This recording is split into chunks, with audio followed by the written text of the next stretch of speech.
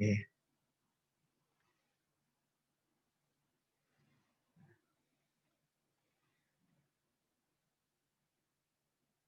Saya tambahkan. Oh ya, audionya sudah muncul ya.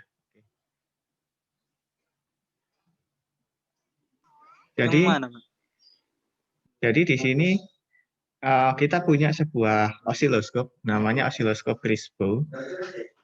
Di sini tulisannya, kita coba review tulisan-tulisan yang ada di atas ya. Di sini tulisannya adalah digital osiloskop.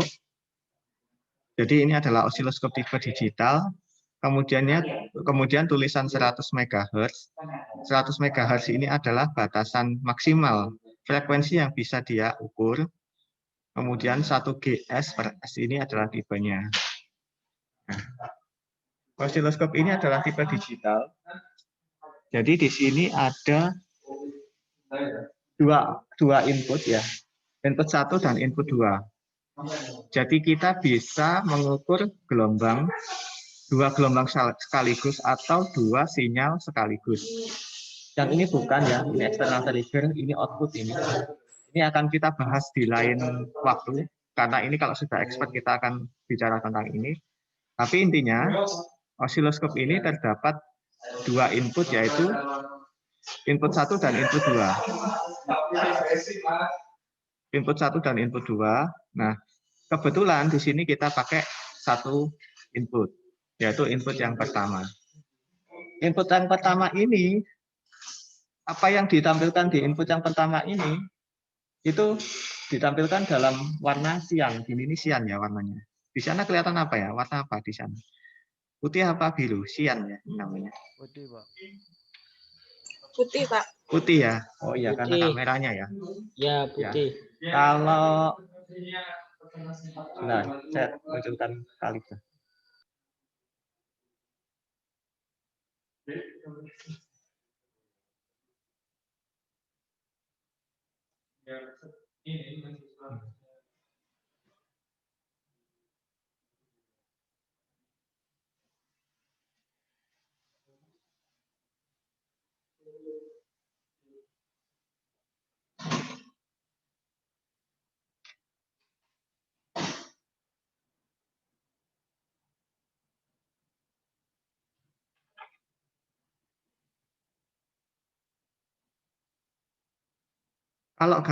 Kalau garis kuning itu kelihatan nggak di sana? Di sini kan kalau yang kotak-kotak itu putih, kalau yang garis lurus itu apa munculnya di sana? Kuning apa putih juga? Kuning ya? Kuning, Pak. Oh, kuning, oke. Oke. Ini saya cuma ngetes di HP kalian, apakah gambarnya itu jelas, warnanya itu juga sama dengan apa yang saya lihat. Saya copot dulu tabelnya. Jadi di sini ada dua buah input 1 dan input 2. Artinya apa? Kalau ada dua input ini berarti ada dua gelombang atau dua sinyal yang dapat diukur sekaligus atau dapat ditampilkan sekaligus. Input 1 dan input 2 ini bisa dimatikan salah satu. Misalkan kalau kita nyalakan yang satu aja, ini yang muncul hanya yang biru, kemudian kalau yang kita munculkan adalah yang dua saja, jadi yang muncul hanya yang kuning. Tetapi kita coba pakai yang satu, karena yang satu itu ada fitur display-nya. Jadi display ini hanya dimiliki oleh channel 1, yang channel 2 tidak ada. Jadi kita sebaiknya gunakan yang channel 1. Jadi nanti kalau kalian praktikum atau mencoba-coba osiloskop, atau suatu saat kalian berinteraksi dengan osiloskop, selalu utamakan channel 1 ya. Karena biasanya channel 1 itu punya fitur yang lebih lengkap dari channel 2. Oke, itu sekilas tentang channel. Nah, kemudian kita coba membaca tulisan ini 100 MHz. Jadi osiloskop itu punya batasan maksimum berapa frekuensi yang bisa diukur, bisa ditampilkan. Kalau di sini kalau di sini tertulis 100 MHz, artinya maksimal hanya 100 MHz yang bisa dia ukur. Berarti apa? Kalau cuma 100 MHz, artinya dia maksimal hanya bisa mengukur osilator radio AM atau radio MW. MW kan sekitar 500-an kilo sampai 1400 kHz ya.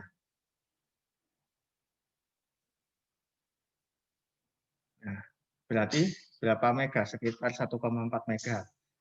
Nah, kalau FM itu maksimal 108 MHz. Kalau 98, sekian masih bisa ya. Tapi kalau sudah frekuensi yang 108 itu nggak bisa karena dia maksimal hanya bisa 100 MHz.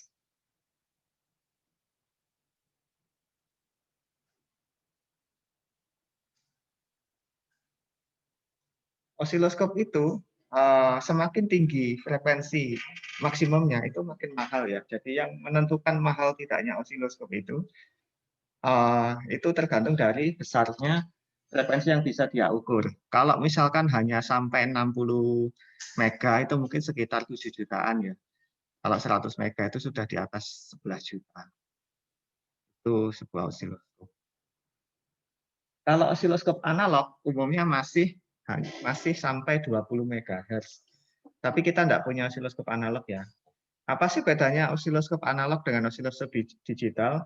Perbedaannya adalah pada osiloskop digital untuk membaca frekuensi dan amplitudonya itu manual ya. Jadi dihitung kotaknya ini berapa dikalikan skala, baru ketemu frekuensinya, baru ketemu amplitudonya. Tapi kalau osiloskop digital ini hanya tinggal membaca aja gitu.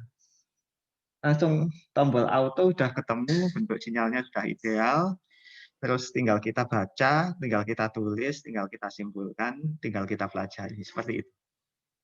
Nah, itu keunggulan osiloskop digital. Tapi bukan berarti yang digital ini nggak bisa kita ukur manual atau hitung manual, bisa. Ini juga bisa dihitung manual, juga bisa dihitung secara otomatis. Nah, di sini ada tulisan amplitudo sama frekuensi, dan ini adalah hasil pengukurannya. Tapi ini kita tidak sedang ukur karena kita tidak sedang menghubungkan dengan apapun.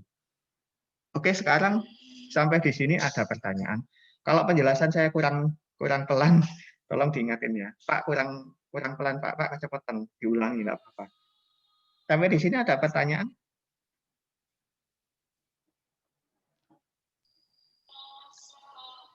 Belum, Pak. Belum. Oh ya. Belum. Iya, nggak apa-apa. Oke. Nanti pastinya ada kan ya. Nah, osiloskop itu di berbagai bidang ilmu namanya macam-macam dan fungsinya macam-macam. Jadi osiloskop itu lebih ke general purpose, fungsinya untuk general, untuk umum. Di bidang kedokteran ada sendiri, di bidang antariksa ada sendiri, di bidang multimedia ada sendiri, di bidang pertelevisian pun ada sendiri. Jadi macam-macam. Setiap bidang itu pasti punya osiloskop, tapi dengan fitur yang khusus. Fitur khusus. Sekarang kita coba kalibrasi. Pertama, untuk melakukan kalibrasi, kita harus melihat dulu informasi kalibrasi itu sendiri. Umumnya osiloskop itu di badannya sini, di bodinya sini, itu di sekitaran sini, itu ada tulisan berapa hertz, berapa amplitudonya, berapa volt peak to peak ya. Tapi ada juga yang tidak ada. Nah, ini tidak ada ini. Kebetulan ini tidak ada. Tidak ada tulisannya ini. Nah, berarti apa? Kita harus membacanya lewat menu. Menunya ada di cal ini, di kalibrasi ini. Kita coba, apakah bisa? Nah, ini. Lalu akan muncul sebuah gelombang persegi. Gelombang persegi ini, setiap osiloskop, kalibrasinya adalah gelombang persegi. Artinya apa? Produsennya itu memberi informasi ke user. Hai user, osiloskop ini dalam keadaan baik. Untuk mengetahui baik dan tidaknya, maka pada saat kamu melakukan kalibrasi, samakan hasilnya dengan ini. Kalau tidak sama, berarti kita tinggal menghitung selisihnya. Atau kita, kalau misalkan osiloskop ini ada menu untuk adjust, itu bisa di-adjust. Tapi di sini saya belum melihat ada menu adjust ya. Kalau tidak ada, berarti kita baca dulu informasi yang dari pabriknya. Ini informasi pabrik ini. Di sini terlihat frekuensi 1 kHz dan amplitudenya sekitar 2,92. Itu standar. Berarti pabriknya memberi informasi ke kita bahwa kalau kita melakukan kalibrasi, kalau tidak sama hasilnya dengan ini, maka kita tinggal menghitung selisihnya. Nah, oke, saya matikan dulu kalnya, informasi kalibrasinya. Nah, sekarang kita lakukan kalibrasi. Lakukan kalibrasi. Kita masukkan ke channel 1 ya. Masukkan ke channel 1. Nah, terus ujung yang ini, ujung probe yang ini, yang paling ujung ini. Nah, ini yang saya tekan dia muncul sinyalnya, itu sinyal dari tubuh, entah sinyal dari mana itu, random ya. Ini kita masukkan ke ini, yang paling atas ini, kalibrasi ini. Nah, kita hitung di sini. Di sini tertulis frekuensinya 1 kHz.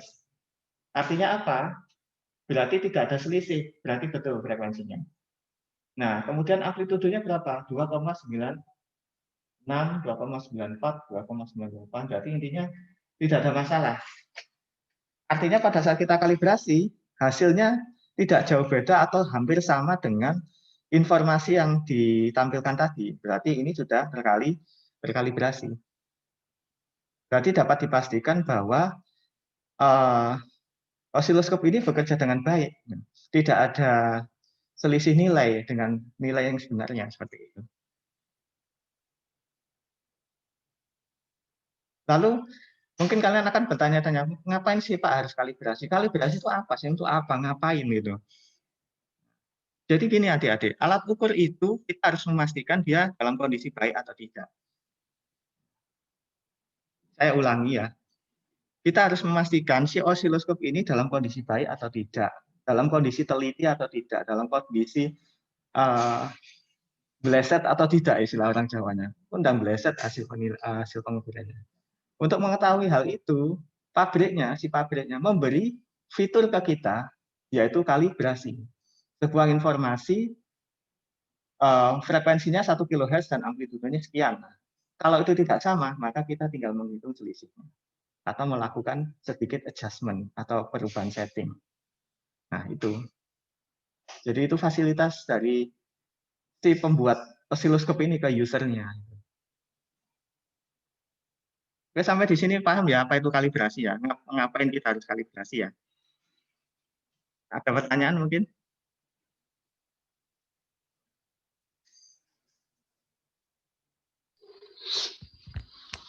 Ya, silakan. Mas Yuda mungkin? Bingung Pak, mau tanya apa Pak? Bingung mau tanya apa? Ya, enggak apa-apa. Pak, berarti kalibrasi itu buat itu ya Pak, nentuin kayak keakuratan dalam setiap percobaan gitu nggak sih Pak? Ya, bisa. Maksudnya ya seperti itu maksudnya. Betul. Jadi kita memastikan alat ukur ini akurat nggak sih? Di dalam kondisi baik nggak sih? Kita cek dengan kalibrasi. Betul Mbak Silvi. Kalau dulu waktu zaman analog ya, kalau sudah diketahuan dia meleset, itu di sampingnya kalibrasi itu ada seperti ada seperti kayak potensio yang di obeng ya, yang diputar pakai obeng, itu untuk men-setting ulang kalibrasinya. Melesetnya itu nanti bisa disesuaikan dengan itu. Tapi kalau yang tipe ini saya masih belum menemukan fitur itu. Jadi yang bisa kita lakukan adalah menghitung selisihnya. Kalau ada selisih misalkan 1 mV ya tinggal ditambahkan atau tinggal dikurangkan seperti itu. Tapi kalau dari segi frekuensi, kita lihat tadi ya, ini tidak ada perbedaan. Di sini 1 kHz pas. Sementara informasi yang kita peroleh, ini saya cabut ya. Sementara informasi yang kita peroleh dari pabriknya, kita tekan kal, nah sama 1 kHz. Berarti dari segi frekuensi tidak ada selisih. Jadi dari segi frekuensi dia akurat. Kalau dari segi amplitudo, nah itu beda lagi. Biasanya ada selisih. Di sini tertulis 2,98, 2,92, 2,94. Nah, kalau kita cocokkan lagi pada saat kalibrasi. Kita masukkan.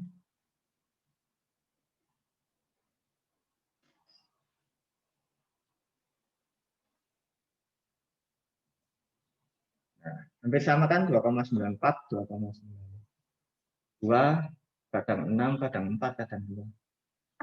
Hampir sama. Jadi ya, kesimpulannya apa? Osiloskop ini dalam kondisi bagus. Dalam kondisi bagus. Maklum ya, baru ya. Oh, ini pengguna pertama adalah kalian, generasi. Oh, belum ya. Oh, kakak kelas kalian ya. Iya. Masih baru 2 tahun, jadinya masih bagus kondisinya. Dan jarang dipakai, apalagi pandemi. Oke, sampai di sini ada pertanyaan sebelum saya lanjutkan untuk mengukur sinyal atau gelombang.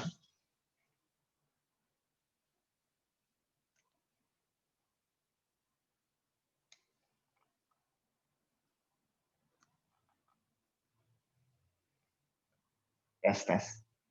Lalu, apa ada pertanyaan? Belum, Pak. Insya Allah. Belum ya? Belum. Tidak, Pak. Oh ya. Oke, sekarang kita akan coba untuk melihat bentuk gelombang dari listrik PLN. Listrik PLN itu bentuk gelombangnya adalah sinus. Cara mengetahuinya bagaimana? Cara mengetahuinya kita menggunakan alat praktikum yang ini. Ya, yang ini. Nah, ini dia penampakannya. Coba saya majukan.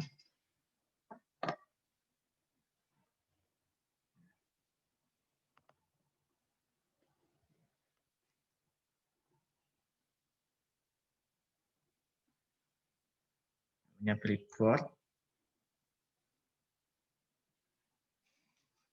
Namanya laboratory breadboard.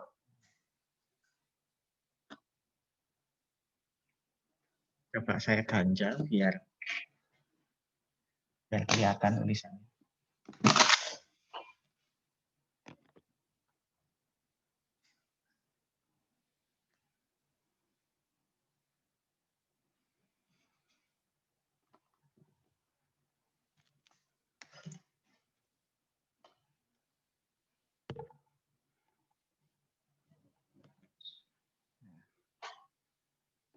Seperti ini, laboratory breadboard.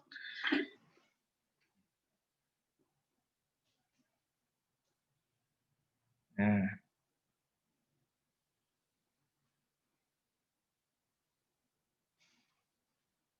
oke. Kelihatan jelas di HP kalian? Jelas ya? Ya. Nah. Kalian belum pernah praktikum ini kan? Belum kan ya? Belum, Pak. Belum pernah sama sekali. Belum pernah, sama Pak. sekali ya. Oke. Ya. Nggak apa-apa, nanti kalau praktikum sekalian suruh megang ini, kalian sudah pernah tahu dan punya gambaran ya. Bahwa ini adalah laboratory breadboard. Yang dimaksud breadboard itu yang mana sih? Breadboard itu ini. Ini breadboard namanya. Yang biasa mainan Arduino dan mainan breadboard tentunya tahu ya ini ya. Breadboard. Tapi breadboard saja tidak cukup. Dia perlu adanya power supply. Power supply. Ini kemudian beberapa komponen input yaitu button atau tombol, push button, kemudian tombol on, tombol on off, kemudian potensio. Kemudian ada alat ukur yaitu voltmeter dan ampermeter. Kemudian ada function generator. Nah, function generator ini dia juga dilengkapi dengan function generator, tapi dengan fitur yang lebih minim.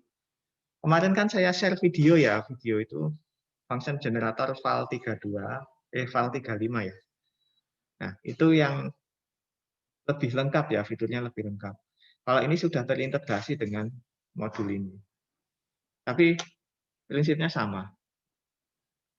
Kemudian di sini ada AC power supply. Nah, AC power supply ini sebenarnya adalah output dari trafo, output dari transformator.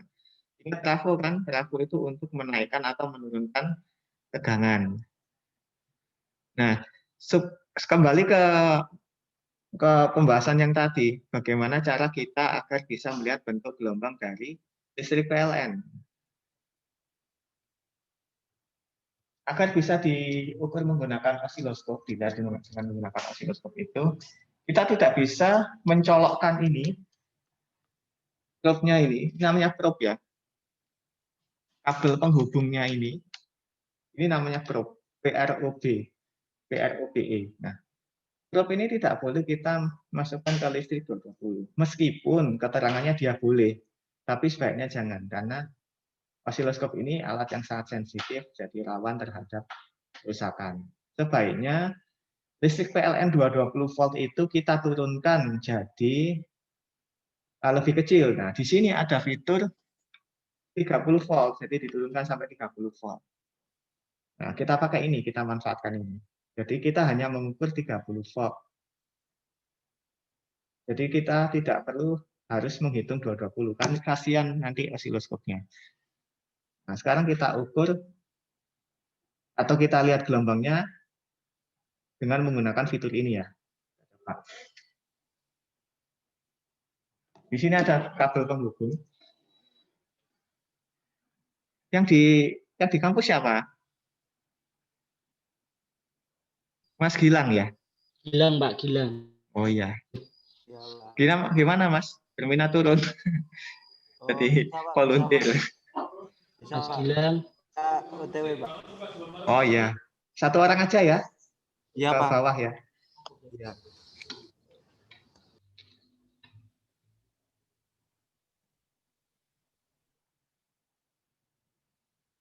Iya, saya lupa nggak menjadwalkan ya. Maksudnya saya jadwalkan satu orang untuk membantu saya kuliah praktikum. Biar kalian juga pernah pegang. Nah ini kebetulan ada Mas Gilang.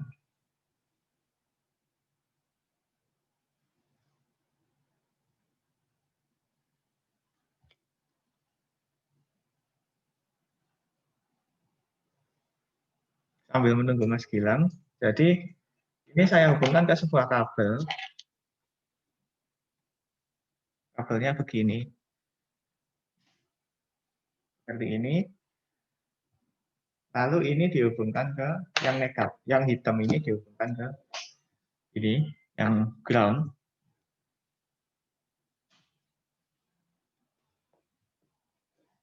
Groundnya namanya. Nah. Nah, yang ini dihubungkan ke yang merah. Lalu kita nyalakan. Nah, langsung muncul di sana sebuah garis diagonal. Nah, ini berarti apa? Ini harus kita turunkan skalanya biar kelihatan.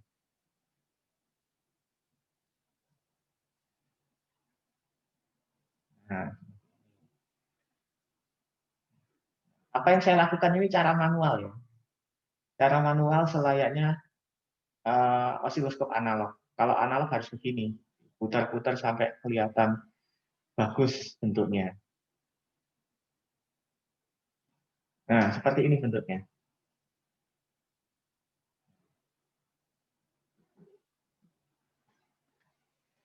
Ini adalah bentuk gelombang dari listrik PLN. Kalau di auto bagaimana, Pak? Kita bisa melakukan fungsi auto. Sudah. Jadi kita bisa mengubah dari skala ini manual atau auto. Kalau analog tidak ada auto, adanya cuma manual. Tujuannya untuk apa? Tujuannya untuk mendapatkan gambar yang terbaik. Kalau sudah terbaik gimana? Kalau sudah terbaik berarti kita mudah untuk menghitung.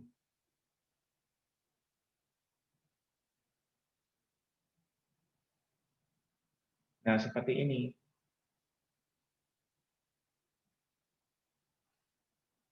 Amplitude dihitung dari jumlah kotaknya. Misalkan kotak 1, 2, 3, 4, 4,5, Anggap aja 4,6, 4,6 dikalikan volt per divisi atau volt per div. Volt per div itu berapa volt dalam satu kotak ini.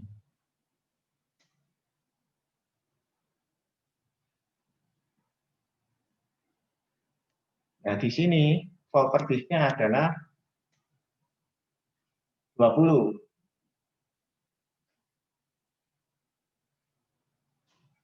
Jadi berapa? 1, 2, 3, 4. 4,4 kali 20. 4,6 kali 20. Jadi sekitar 80-an ya. Jadi 80 volt peak to peak. Lalu di sini, oh ya silakan Mas. Ya, Mas Gilang. Silakan Mas. Ini nggak ada kursi. Nanti kalau misalkan pas saya nggak itu siapa-apa, pinjam kursi ya. Mungkin pinjam kursi itu atau Pak Billy. Iya. Oh ya, bisa ya.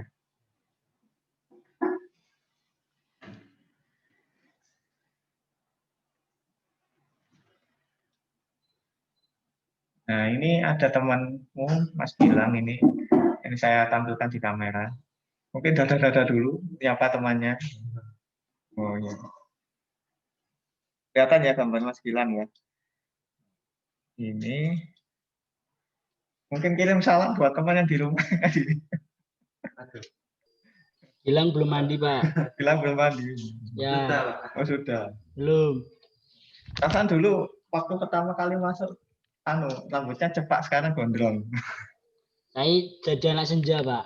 Karena senja itu apa? Ya, Gilang senja. Gilang senja. Oke, coba saya arahkan kameranya lagi. Nah, di sini tertulis 30 volt. 30 volt ini 30 volt biasa, 30 RMS atau volt efektif. Yang pernah saya sampaikan di video ya, tapi belum saya bahas secara detail. Jadi volt ada 3, volt efektif, volt peak to peak, dan volt maksimum. Nah, yang tertulis di sini adalah volt efektif. Kalau kita ukur menggunakan osiloskop itu pasti hasilnya volt peak to peak dalam satuan volt peak to peak. Jadi harus kita konversi. Nah, 30 volt efektif ini kalau dihubungkan ke osiloskop ketemu hasilnya di situ ada berapa kotak ya? Kotak ke atas ya, 1, 2, 3, 4, 4,6. 4,6 dikali 20. Ada yang bisa bantu menghitung 4,6 kali 20 berapa?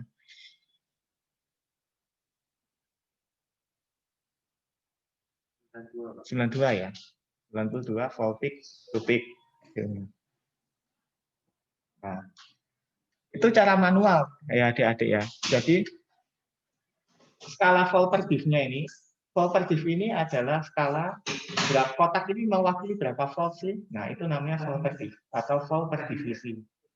Nah, kalau satu kotak ini 20 volt, maka kita tinggal mengkalikan 1, 2, 3, 4, 4,6.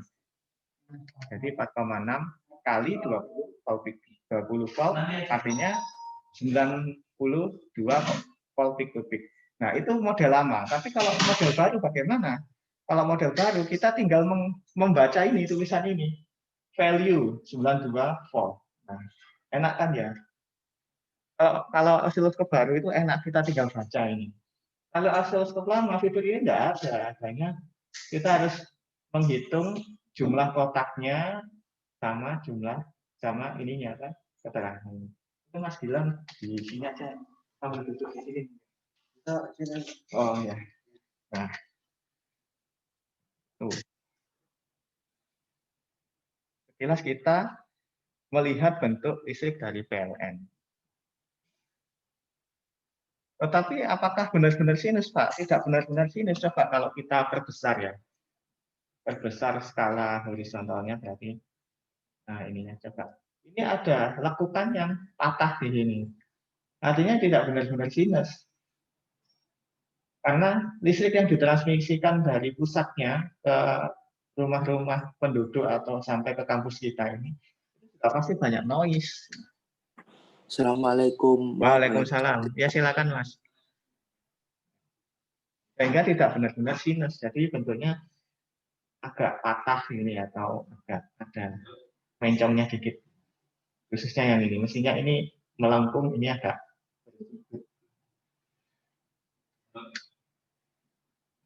Oke, itu tadi kita melihat bentuk gelombang dari listrik PLN. Nah, sekarang kita coba untuk melihat bentuk gelombang dari function generator. Nah, ini function generator itu yang mana? Function generator itu yang ini.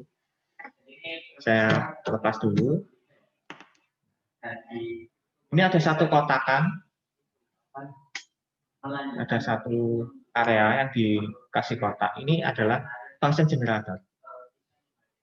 Function generator ini ada menu untuk memilih bentuk gelombang segitiga atau gelombang sinus. Ini perkaliannya, ini frekuensinya, dan ini adalah atenuator. Atenuator itu pelemahan ya. Maksudnya outputnya ini berapa volt sih yang perlu diberikan, apakah 1 volt cukup, apakah 100 milivolt atau 10 milivolt. Nah, ini sama seperti amplitudo ya, atenuator ini, hampir sama. Cuman bedanya di sini langsung di state berapa volt yang keluar, berapa volt. Oke, kita coba. Silakan Mas Gilang, bisa ditancapin Mas yang merah ini ke yang biru. Iya. Ya, yang merah yang biru. Kemudian yang hitam ini ke yang hitam. Apakah sudah muncul di sana? Ternyata di sana masih belum muncul. Nah, belum muncul. Coba kita auto. Nah, ini sudah muncul.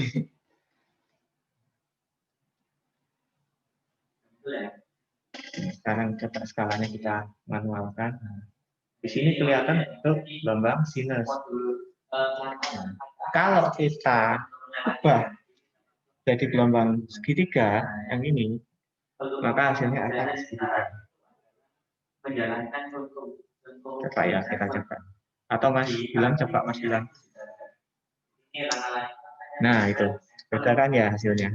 Lebih runcing kan ya. Pak, itu kalau pakai gelombang segitiga sama gelombang sinus itu nggak ada bedanya ya Pak? Bedanya di bentuk gelombangnya aja. Misalkan ini ya, coba saya dekatkan. Ini segitiga, ini sinus. Tapi frekuensinya tidak saya ubah. Tetap sama berarti Pak? Iya, sama. Frekuensinya tidak saya ubah, voltnya juga tidak saya ubah. Nah, beda lagi kalau sekarang saya ubah. Misalkan saya ubah, saya perendahkan. Ini tidak ada keterangannya berapa ya, jadi harus benar-benar murni dihitung. Beda dengan yang di video saya. Di video saya tuh dia fiturnya lengkap, sudah ada angka-angkanya. Jadi tanpa diukur pun bisa dihitung. Ya, tekan auto. Di sini kelihatan amplitudenya adalah berapa ini Mas? 1, berapa ini? 1,4. 1,7. Kadang turun ya, kadang naik, kadang. Kalau frekuensinya 697. Coba tak naikkan jadi 1 kilo ya. 1, berapa sekarang? 1,015 ya. Ya sekitar sekian. Ya 1. Jadi adik-adik ini tadi adalah kita sedang mengukur function generator. Function generator itu adalah alat untuk membagikan gelombang listrik. Dari sini belum ada fungsinya. Gelombang listrik buat apa sih Pak? Nggak ada gunanya. Iya, belum ada gunanya karena belum dikonversi. Ini bisa dikonversi jadi gelombang suara, bisa dikonversi jadi gelombang cahaya, bisa dikonversi jadi gelombang elektromagnetik. Baru ada gunanya. Baru ada gunanya. Kalau masih dalam bentuk gelombang listrik, masih dalam gunanya ya cuma untuk kita belajar apa itu amplitudo, apa itu frekuensi, apa itu fasa, apa itu bentuk gelombang, nah seperti itu saja. Tapi dalam kehidupan nyata, gelombang listrik ini tidak dibiarkan seperti ini, harus dikonversi untuk tujuan-tujuan tertentu. Contoh, pemancar. Pemancar itu, misalkan suara Surabaya 100 MHz. 100 MHz dari mana? Ya dari itu gelombang ini, dari alat ini. Yang dirubah jadi gelombang elektromagnetik. Kemudian, contohnya apalagi ya? Contoh sirine polisi. Sirine polisi itu adalah ya ini gelombang listrik ini, tapi diubah frekuensinya, diolah sedemikian rupa, dikonversi jadi gelombang bunyi.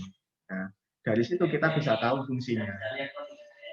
Kemudian apalagi? Kalian kalau misalkan contoh yang cewek ini nantinya akan berkeluarga, punya anak, hamil, terus periksa kesehatan pakai USG. USG itu juga begitu. USG itu ultrasonografi menggunakan gelombang suara. Ultrasonik itu dari mana asalnya? Dari gelombang listrik dulu yang diubah jadi gelombang suara ultrasonik. Dan masih banyak lagi, radar juga begitu. Radar itu frekuensi yang dipancarkan lalu dihitung kembali.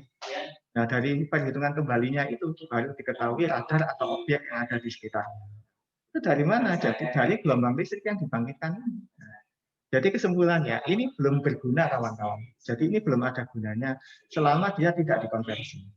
Setelah dia dikonversi, maka dia jadi multifungsi ya, jadi sesuai kegunaan. Nah, di sini kita belajar bagaimana gelombang itu dibangkitkan. Setelah kita tahu bagaimana gelombang listrik itu dibangkitkan, maka kita akan bisa dengan mudah untuk mengkonversi. Jadi gelombang listrik kah?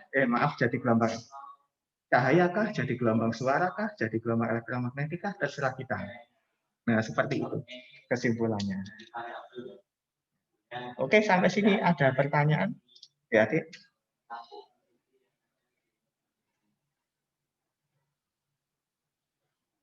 Pak, mau tanya, Pak. Ya, silakan. USG itu kalau mau lihat gambarnya tuh alatnya dari apa ya, Pak? Kok bisa lihat? Oke, USG ya. Coba saya bukakan gambarnya. Nanti saya share screen.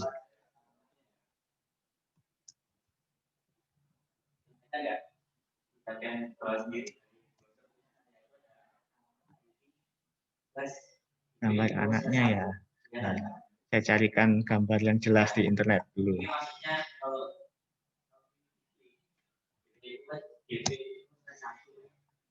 Nah, ini sih, bentar.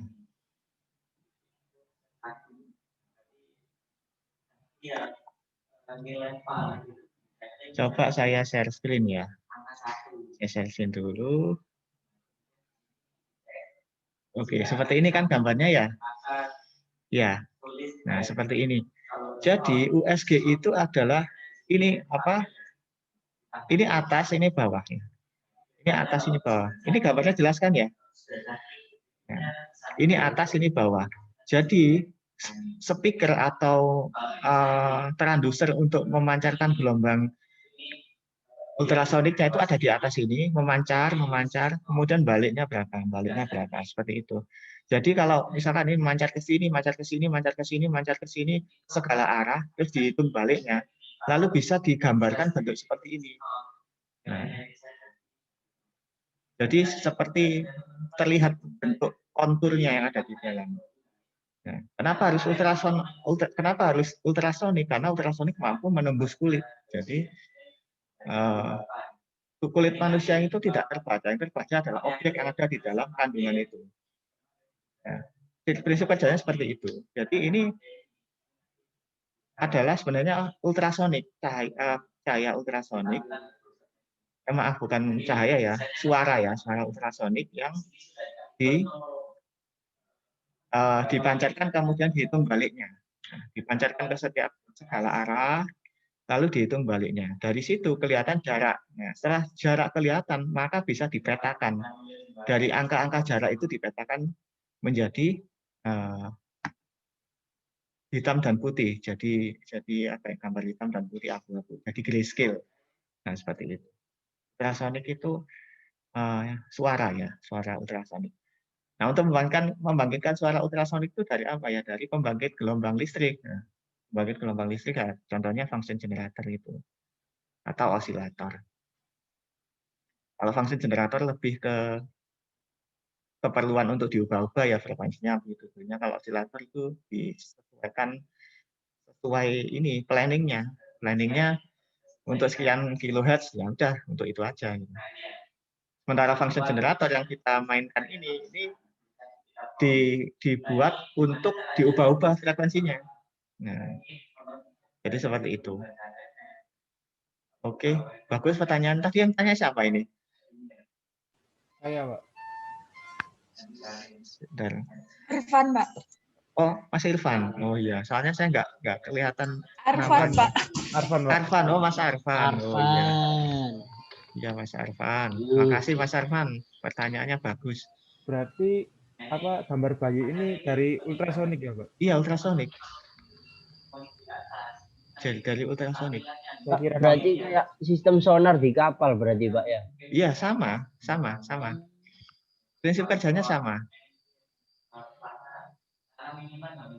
Prinsip kerjanya sama. Nah, bayangkan untuk menghasilkan ultrasonik itu gimana, Pak? Untuk menghasilkan ultrasonik berarti kalian harus bikin gelombang listriknya. Bikin gelombang listriknya dulu. Akhirnya kalian bermain dengan osilator, bermain dengan function generator, bermain dengan osiloskop akhirnya. Nah, itulah. Memang gelombang listrik itu tidak ada gunanya selama tidak bisa dikonversi. Setelah dia bisa dikonversi, nah baru kita ketahuan itu gunanya untuk apa. Nah, itulah sekilas tentang gelombang listrik. Oke, pertanyaan yang bagus. Ada pertanyaan lagi? Saya stop share dulu. Adakah pertanyaan? Ada pertanyaan?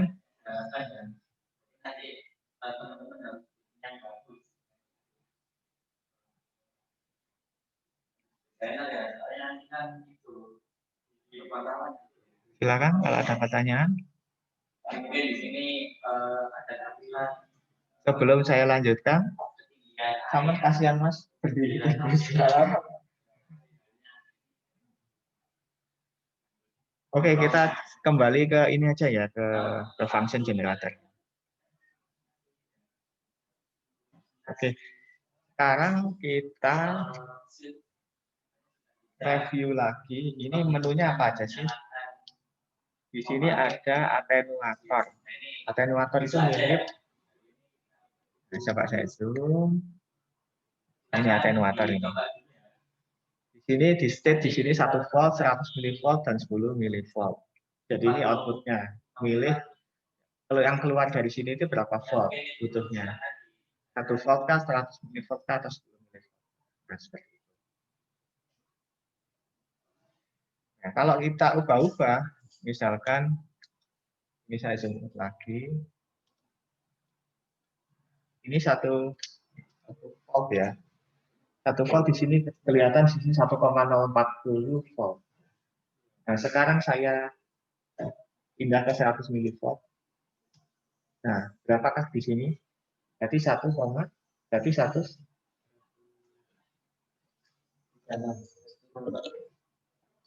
turun ya?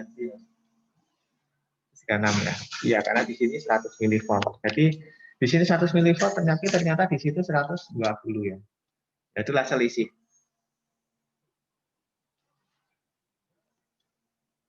Oke, sekarang kita turunkan jadi 10 mV. Itu jadi berapa, Mas? 80-an. Oh iya, karena di sini belum. Oh ini milivolt. Ini milivolt efektif ya. Yang sana volt peak to peak. Jadi kita perlu konversi. Tapi kita auto lagi. Kita nggak di auto.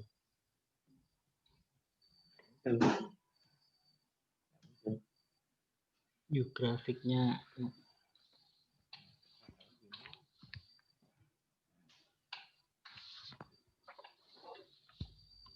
Nggak bisa. Yang 10 milivolt nggak bisa.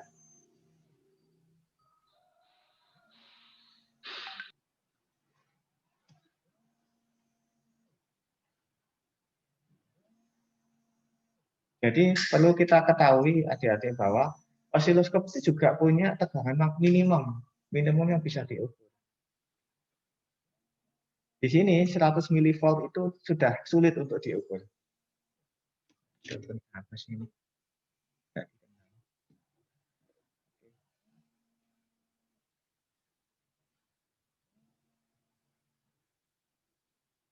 Nah, ini Mas Gilang yang ada di sini berarti paham kan Mas Gilang ya, kalau kita turunkan ini turun ya. Iya. Ya. Cuman ya gitu, tidak semua nilai tegangan itu bisa diukur. Kalau terlalu kecil dia nggak bisa mengukur. Karena setiap osiloskop juga punya batas minimumnya. Batas minimumnya berapa Pak? Nah itu tergantung merek, tergantung merek dan tipe.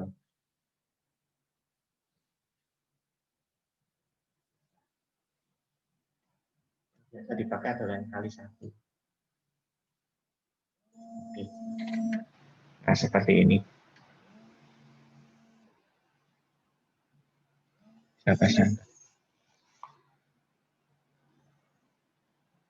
Halo, assalamualaikum. Siapa ini? Oh iya ya. Oh ya, mohon dikasihkan sekuritas ya Pak ya. Iya. Lebih ketintang kan ya? Iya. Iya betul. Iya. Oke. Terima kasih. Ya, makasih ya.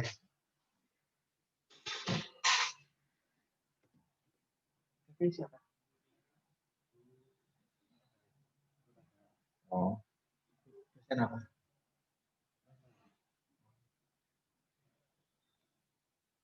Oke, kita lanjutkan ya. Sampai di sini ada pertanyaan ya, adik-adik. Mohon maaf ya kalau misalkan kalian kurang jelas karena memang karena online jadinya nggak bisa berinteraksi langsung.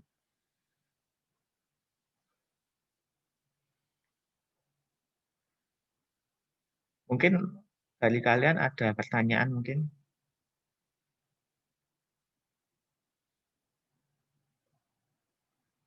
Kalau tidak ada, Mas, coba ambilkan satu probe lagi di situ, Mas. Kayak gini, Mas. Ya, jadi setelah ini saya akan menjelaskan tentang fasa. Apa sih fasa itu? Nah, fasa dari sebuah gelombang. Nah, di sini fase itu adalah perbedaan nilai dalam waktu yang bersamaan. Jadi coba kita bahas ya. Oh ya, sama yang ini Mas. Yang ini. Oh, ya. Kalau bisa yang merah ya. Oh ya.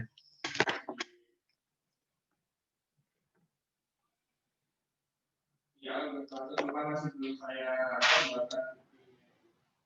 buat apa namanya.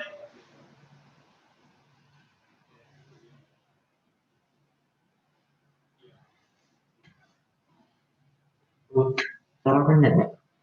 Colokan apa itu? Oh, enggak apa-apa, ini sudah bisa. Oh ya, ini sudah betul kok ya memang ini. Oke. Ya, sip, Mas. Nah, sekarang gini Mas bilang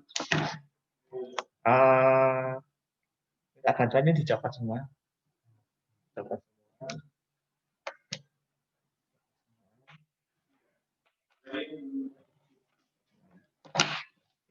Yang kalau ini, coba saya jelasin dulu adik-adik.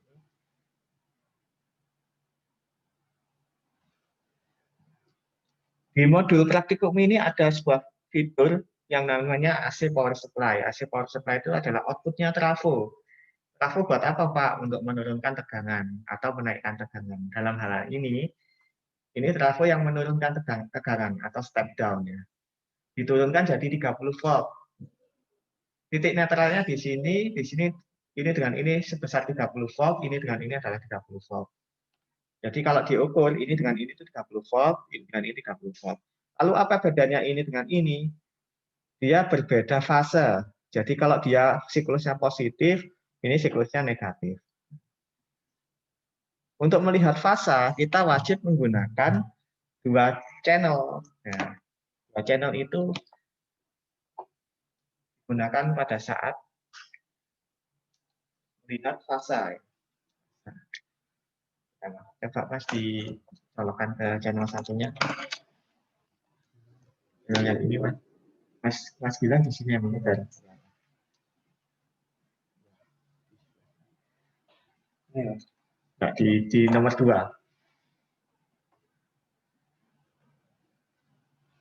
Nah, karena kita menggunakan 2 channel, maka duanya di-on-kan, Mas. Angka 2-nya itu. Yaitu, nah, oke, kita on-kan. Jadi di sini ada 2 garis sebenarnya kalau kalian perhatikan.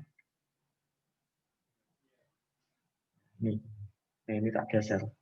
Nah, ada 2 garis, yang ini kuning, yang ini siang. Nah, ini channel 1, di channel 2. Nah, sekarang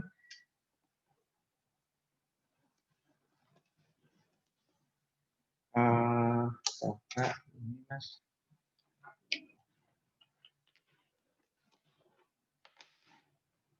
Kita akan belajar fase ya, apa itu fase. Tadi kan sudah belajar tentang frekuensi, apa itu amplitudo. Nah, sekarang fase. Yang tengah ini hitam, Mas. Hitam.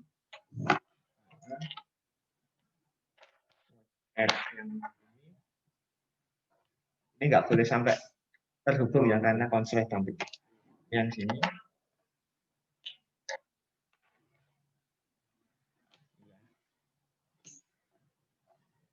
Jadi, antara ini, sekarang antara ini dengan ini 30 volt, antara ini dengan yang satunya juga 30 volt.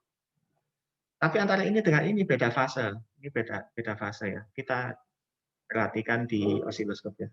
Nah, coba yang ini dihubungkan ke ground-nya masing-masing probe, Mas. Ground-nya yang capek 2 ya.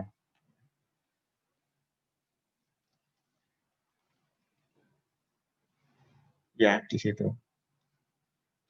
Oh, bukan. Yang pakai capek 2 ya. Ya, gitu. Capek 2 ya satunya juga dihubungkan ke situ.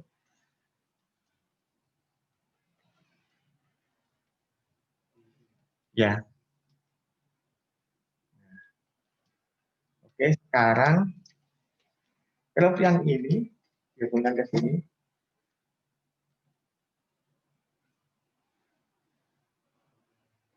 Insya Allah ini aman ya, adik-adik. Jadi Mas Gilang ini tidak akan kesetrum karena apa? Outputnya output terapung. Ya, jadi pakai 30 volt. Kecil loh. Ini dibuka dulu. Ini caranya. Nah, dikaitkan ke. Atau ini saya tekan. Nah, bagus. Sekarang satunya.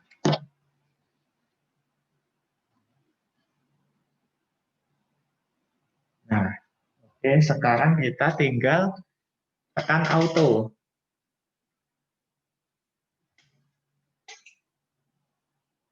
Nah,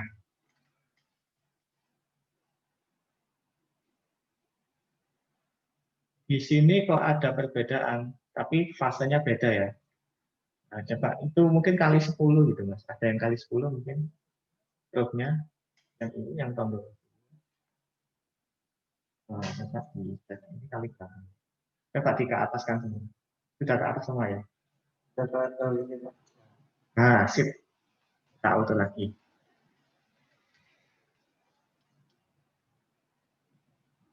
Nah, ini yang betul ini. Caranya kita dulu ini.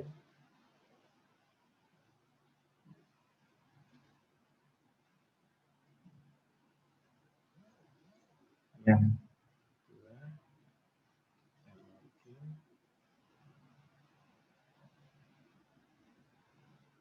nah, ini adalah 2 gelombang yang saling berbeda fase. Yang satunya fasenya positif, satunya negatif. Tapi pada saat dia 0, sama-sama 0. Jadi ini ya, ini yang channel 2, seperti ini. Yang channel 1, seperti ini. Nah, ini berlainan fase. Pada saat yang kuning ini di atas, yang biru di bawah. Yang di bawah. Ini berbeda fase. sebesar 180 derajat. Namanya perbedaannya 180 derajat. Ini beda fase. Ini yang disebut fasa.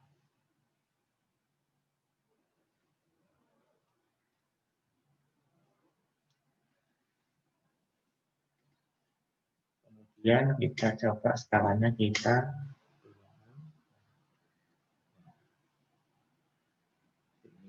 lebih jelas ya.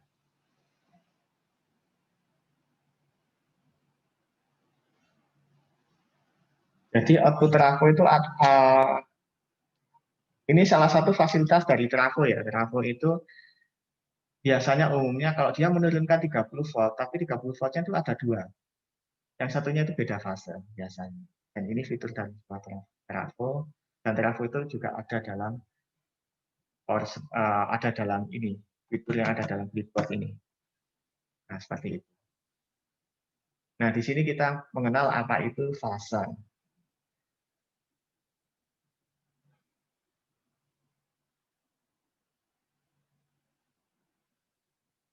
Mungkin kalian tahu audio stereo L dan R ya. Misalkan kalian punya headphone dicolokkan ke HP atau ke laptop. Antara L dan R itu sebetulnya tidak hanya berbeda informasi. Terkadang informasinya sama tapi berbeda fase. Beda fase. Fungsinya untuk apa? Ya, biar seperti ada efek bergantian antara telinga kiri dan telinga kanan. Fase itu kadang digunakan untuk itu. Dan ada masih banyak lagi fungsi dari fase. Oke, dari sini ada pertanyaan? Tidak harus langsung paham ya, nggak apa-apa. Ini akan saya sampaikan berulang kali biar kalian nanti akan paham pada waktunya. Terus silakan kalau ada pertanyaan.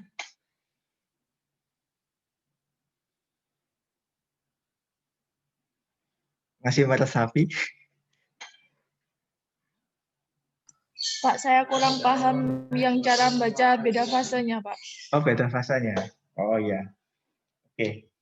Bagus, Mbak. Oke. Jadi, cara baca beda fase itu kita hanya memperhatikan satu gelombang dulu. Caranya begini.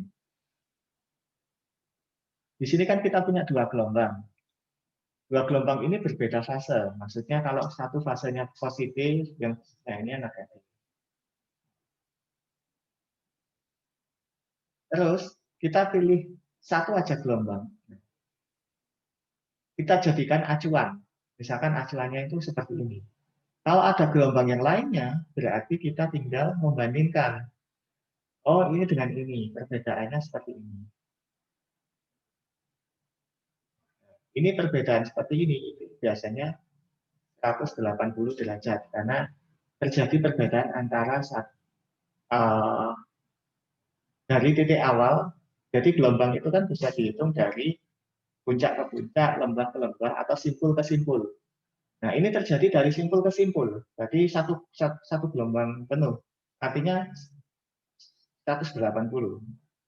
Kalau ini gesernya cuma di tengah sini, perbedaannya itu dari 90. Seperti itu. Nanti akan saya jelaskan di lain hari. Perbedaan fase itu ngitungnya gimana sih? Cuman paling mudah itu yang kasat mata aja. Di sini kelihatan antara simpul ke simpul itu udah beda.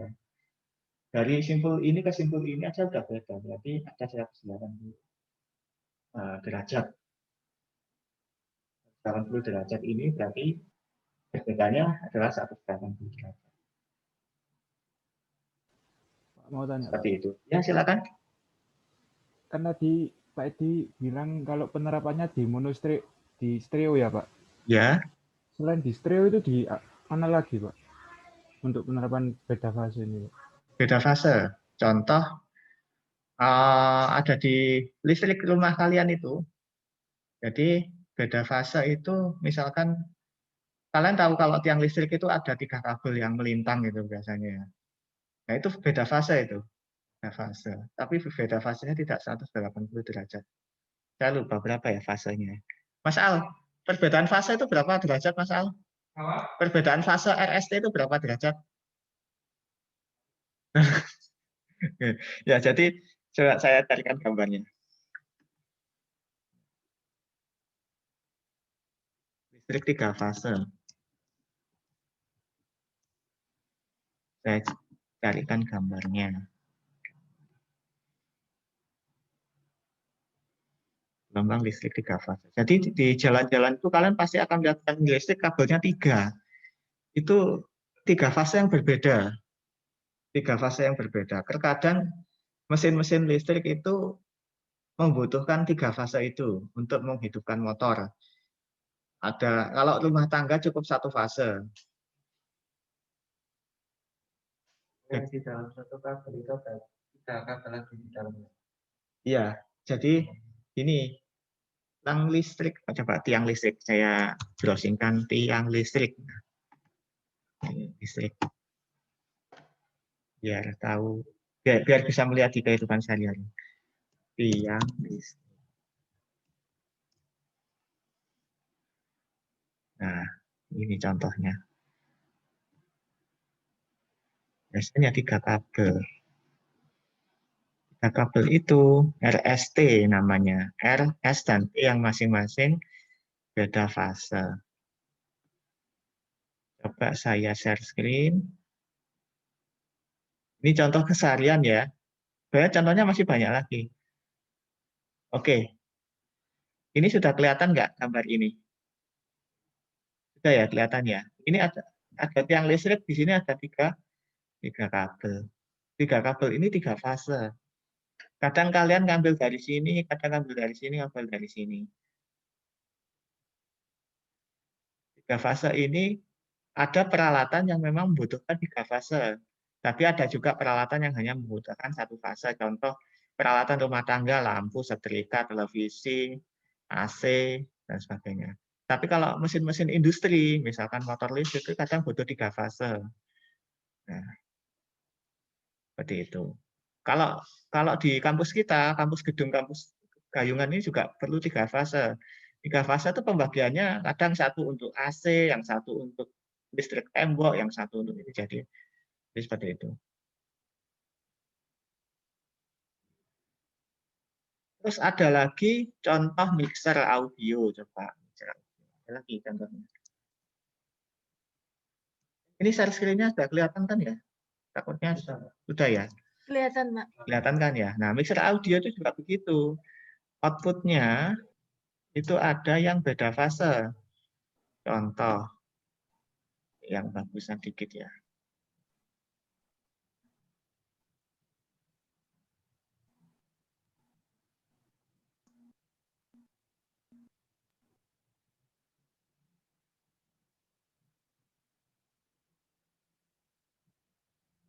Kurang besar. Mixer audio. Kalian tahu colokan 3 itu yang ada di mixer? Atau kalau kalian tahu di peralatan lain ada colokan 3. Apa ya? Konektor XLR.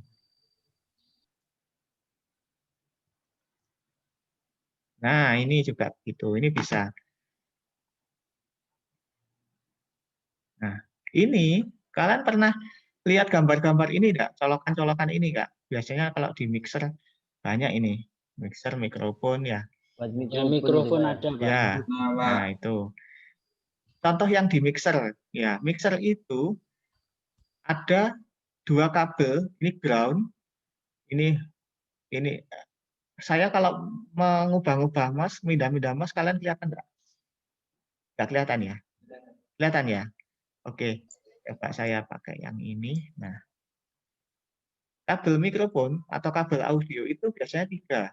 1 ground, 1 hot, 1 cold. Ground, hot, cold. Panas, dingin. Hot dan cold itu beda fase. Informasinya sama. Dia mengirimkan informasi yang sama, tapi beda fase. Tujuannya untuk apa? Tujuannya 1. Kalau dia diserang noise, antar noise yang menyerang hot sama cold itu sama. Tetapi yang diolah adalah selisihnya, sehingga noise itu akan secara otomatis tidak akan terproses. Nah, seperti itu. Itu hot cold. Nah,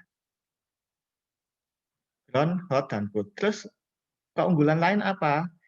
Karena diambil selisihnya, maka output tegangan yang dapat diperoleh itu lebih besar karena selisih antara ini dan ini beda fase.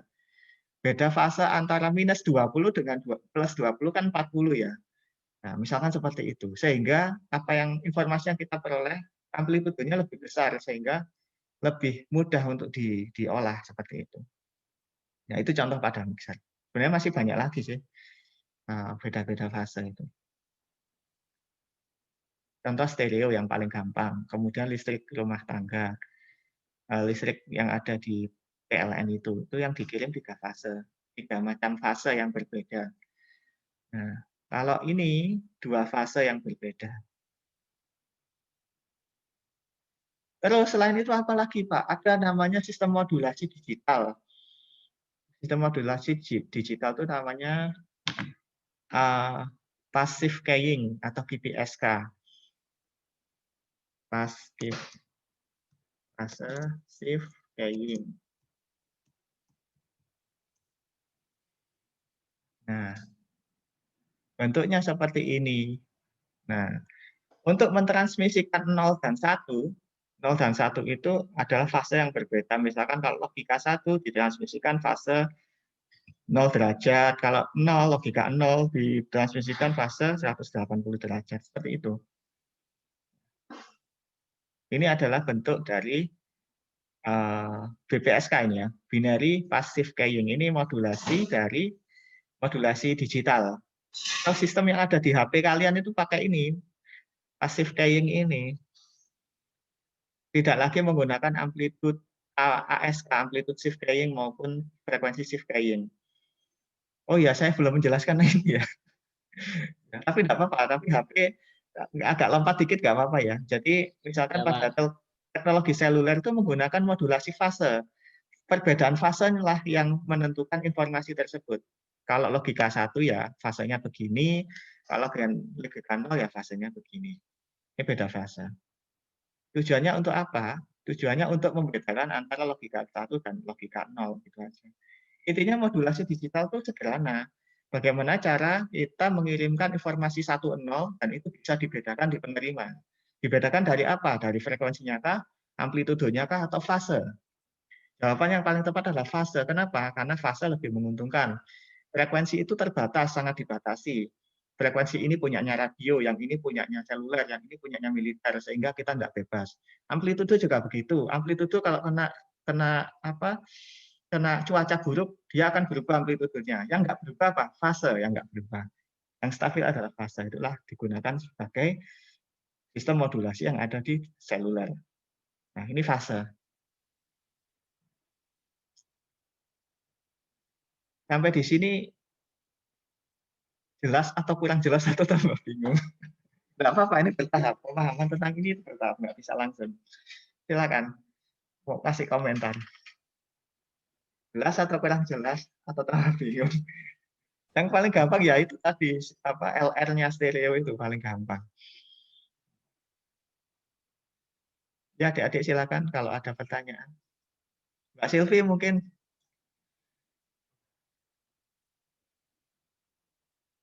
Belum, Pak. belum ya. Pelan-pelan diresapi ya. Kalau kalian bingung sampai di mana? Bingungnya, silakan ditanyakan.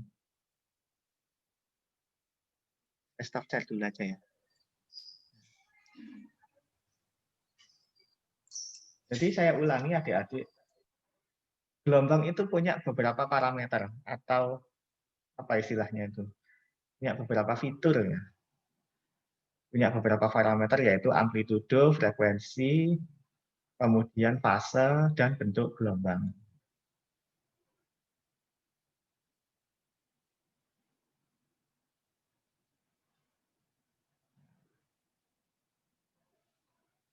Frekuensi itu ya ini kerapatannya. Oh nggak bisa ya kita pakai ini. Frekuensi itu kerapatannya, kerapatan gelombangnya. Amplitudo itu besar kecilnya gelombang, bentuk gelombang itu ya bentuknya. Kalau fase itu perbedaan sudutnya. Kalau kita ngambil referensi itu yang ini, misalkan kita ambil referensi yang biru. Oke, kita ini jadikan ini adalah referensi. Nah, kita bandingkan dengan gelombang lain, yang lain. Perbedaannya berapa? Oh, perbedaannya dari simpul ke simpul, artinya 180. Kalau perbedaannya dari titik tengah berarti 90. Perbedaan fase.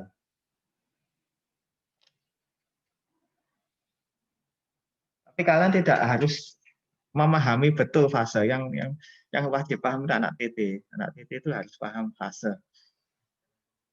Komunikasi itu lebih orang Jawa bilang harus lebih soro ya istilahnya memahaminya. Ilmunya ilmu sulit. Saya pun juga masuk sekolah S2 masuk telekomunikasi itu juga salah jurusan. Tapi ya nggak apa-apa dijalani aja. Tapi menarik ya, menarik. Jadi alasannya kenapa kok saya salah jurusan dulu. Saya dulu SMK Elektronika Telekomunikasi. Saya kira bidang telekomunikasi itu sama seperti elektronika telekomunikasi, tapi ternyata beda. Jadi ilmu telekomunikasi itu lebih ke bukan elektronnya, tapi lebih ke ilmu telekomunikasinya. Hitung gelombang elektromagnetik itu. Jadi gelombang elektromagnetik itu sangat rumit untuk dipelajari, tapi menarik. Teknologinya akan terus dipakai dan nggak ada habisnya gitu.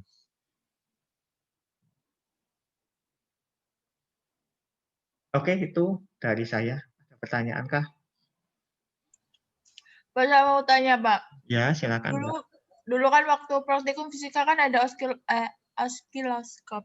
Ya, Osiloskop. Osiloskop ya. Nah itu, Pak. Itu saya nggak paham, Pak. Soalnya kakaknya jelasinnya itu Jelasinnya kenapa? Susah dipahami, Pak. Oh iya. Iya, nggak apa-apa.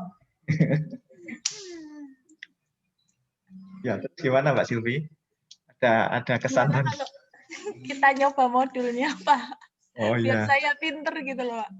Iya, ini saya tuh pengennya gini, rencana saya gini, awalnya itu satu persatu anak mahasiswa itu saya panggil untuk coba. Cuman yang masalah izin ya, saya nggak boleh izin, nggak boleh melanggar peraturan istilahnya.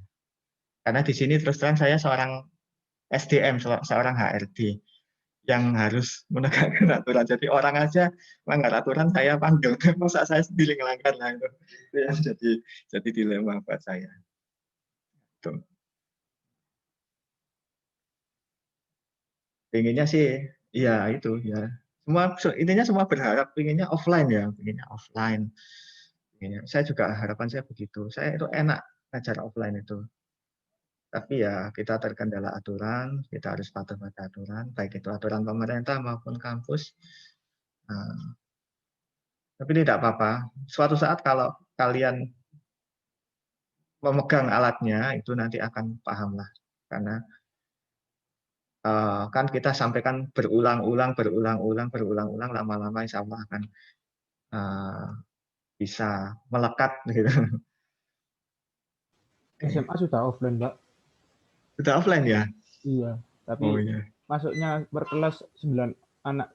9 anak? Oh iya. Ya semoga kita bisa seperti itu ya. Saya juga benar capek loh online itu. Iya.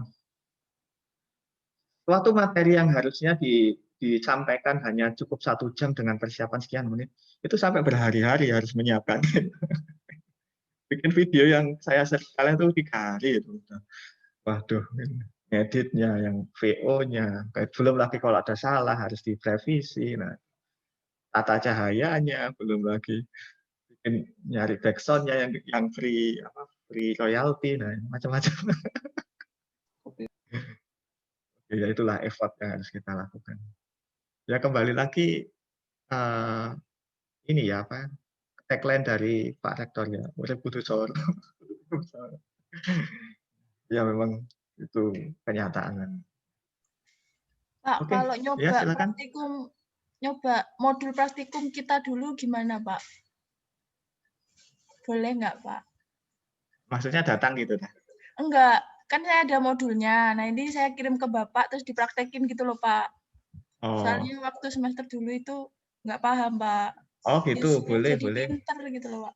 boleh, boleh. Modul apa aja itu? Yang ada hubungan dengan rangkaian listrik ya? Enggak, yang ini, Pak, yang osiloskop. Oh gitu. Boleh dikirim ke saya. Nanti akan saya, kalau ada waktu akan saya. Ini sampai jam berapa sih kita? Lanjut nggak apa-apa dah ini. Kalian sudah boring apa masih masih on fire? Saya sih masih semangat, Pak. Takutnya yang lain Gimana, sudah Pak? boring. Ya Gimana? gimana? Atau gini aja Mbak Silvi, kita agendakan di pertemuan selanjutnya aja nggak apa-apa. Nanti kirim ke saya ya, biar saya pelajari dulu, kita praktekkan bareng-bareng. Ya, Pak.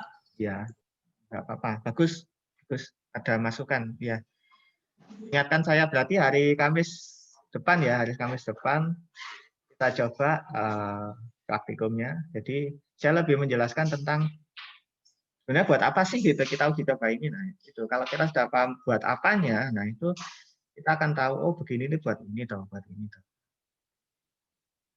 Khusus pada hari ini apa yang kita lakukan ini akan saya sampaikan bahwa tujuannya adalah kita mengenal gelombang listrik. Gelombang listrik itu selama belum bisa dikonversi ke gelombang lain belum ada gunanya. Belum ada gunanya.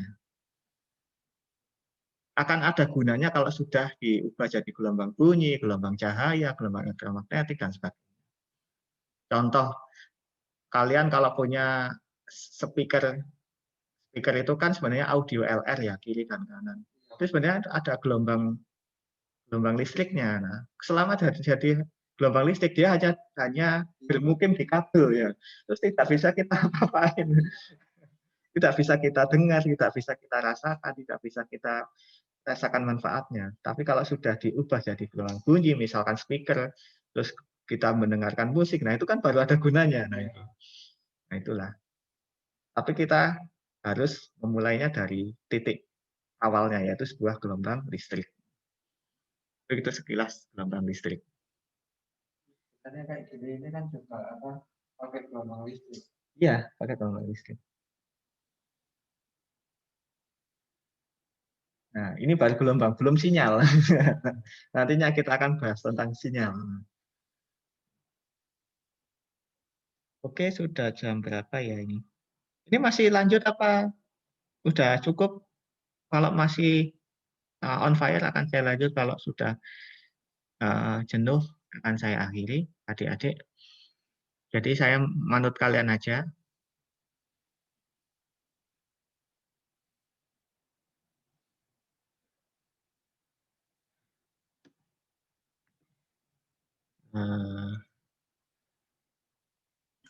Biar Katanya, aja menang-menangan toh, Rek. iya. Ya udah saya cukupkan aja ya. Kita lanjut besok Jumat teori ya, teori tentang rangkaian listrik. Kali ini kita praktikum. Oke, ada pertanyaan sebelum saya akhiri?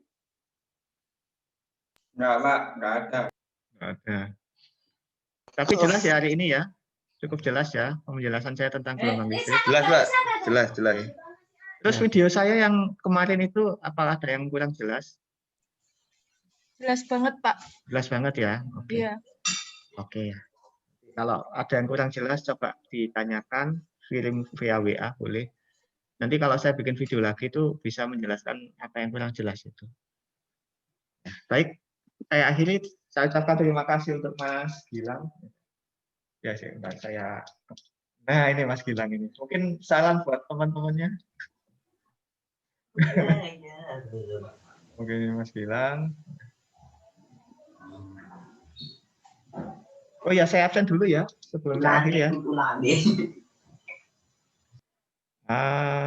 Mas Habibi hadir kah? Hadir, Pak. Hadir. Oke, Mas Habibi. Mas Habibi, Mas Irfanza. Irfanza belum ya. Mas Adinda Panca. Mas Panca. Hadir. Oh iya, ada Mas Adinda Panca. Kemudian Mas Luis. Mas Luis. Oke, Mas Akila, Gila izin Pak, dia nggak punya HP. nggak punya, habis Iya lusa. Pak. Oh iya iya. Oke. Kalau laptop ada ya? Laptop. Laptop Kalau kurang tahu laptop Pak. nggak tahu Pak. Oh iya. Soalnya Akila sendiri biasanya Pakai kalau HP Pak. matkul gini pakai HP Pak. Pakai Iya. HP ya? Oh Iya. ya Iya. sudah. Pakai HP. Mas Ilham Fausanahar, Mas Ilham. Ya, ada ya, ini saya lihat di Mas Diko. Mas Diko, Mas Elang, Hadir, Pak. hadir ya. Oke. Mas Taufik yang dari Kalimantan ini. Hadir, Pak.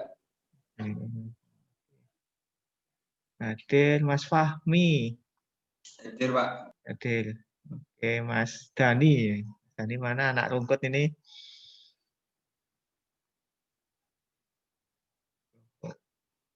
Kelihatan suaranya. Belum hadir ya. Mas Rizky Alilido tadi izin. Oke, yang tidak hadir Mas Irfanza, Mas Luis, Mas Akila, Mas Rizky Yanuba, Mas Rizky ada sih, Mas Diko, kemudian Mas Ramadhani dan Mas Rizky Alilido yang tadi izin. Rizky Yanuba hadir, Pak. Iya, Mas Rizky Yanuba, ini sudah saya absen hijau. Semangat kuliah ya Mas Rizky ya. Semangat kuliah Ya, ya. makasih, Pak. Ya. Saya Pak Suki, Pak. Oh iya, ini yang baru C2. Oke, Mas Suki. Ya, tadi Mbak Dinda juga saya lihat hadir. Mbak Silvi hadir, Mas Arfan tadi juga tanya. Mas Marco mana Mas Marco? Marco. Mas Nur Effendi tadi hadir ya. Terus Mas Wafa Hadir, Pak. hadir ya Mas Wafa ya. Jago coding Iya, ini Pak. Mas Wafa ini. Tuh kemampuan codingnya ditingkatkan Iya, Pak. terus ya. Itu lama-lama bisa jadi profesi itu. Jangan lupa kawannya diajarin ya. Diajarin Iya, Pak. biar Aku lagi, rezekinya Pak. Udah Iya, lama nggak ngoding, Pak. ya, karena rezekinya ngalir kalau kita ngajarin itu. Iya, Pak. Beril, Mas Beril? Hadir, Beril? Pak, hadir. Hadir. Hadir. Oke, Mas Beril. Sehat Mas Beril? Alhamdulillah, Pak. Alhamdulillah. Mas Dava tadi ada, Mas Ari Chandra. Hadir, Pak. Mas Ari Chandra hadir. Mas Fadil. Fadil.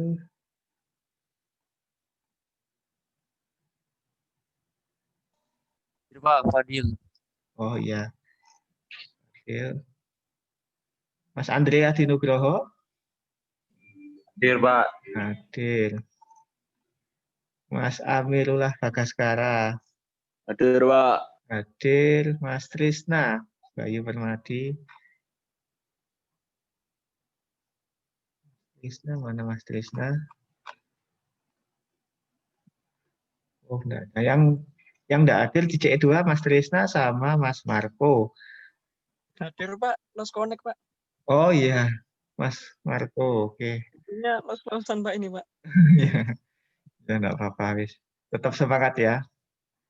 Tetap Iya Pak, semangat. kita semangat. Ya, belajar dari keterbatasan. Iya Pak, siap. Ya.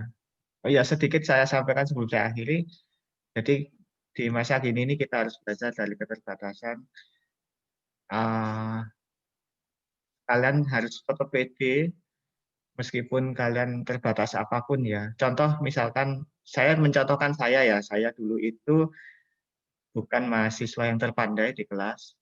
Laptop juga punya sendiri, jadi yang lainnya punya laptop, saya sendiri yang nggak punya laptop.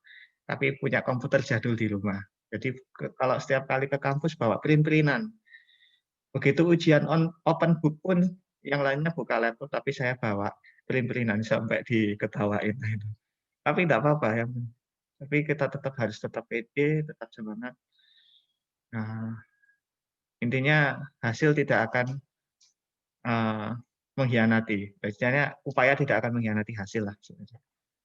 Oke, itu pesan dari saya. Terima kasih ya adik-adik, kawan-kawan semuanya. Mohon maaf bila ada salah kata dalam penyampaian kuliah. Saya akhiri. Assalamualaikum warahmatullahi wabarakatuh. Sehat selalu ya. Waalaikumsalam warahmatullahi Waalaikumsalam warahmatullahi wabarakatuh. Terima kasih, Pak. Terima kasih. Sama-sama. Banyak, Terima Pak. kasih, Pak. Nah, Selalu, Pak. Terima kasih, Pak. ya, Semangat, Rek. sama ya. Semangat. Semangat. Semangat, Rek, aku ngerti. Kalian gak ada yang ngerti. Semangat. Ril, semangat, Ril. Semangat.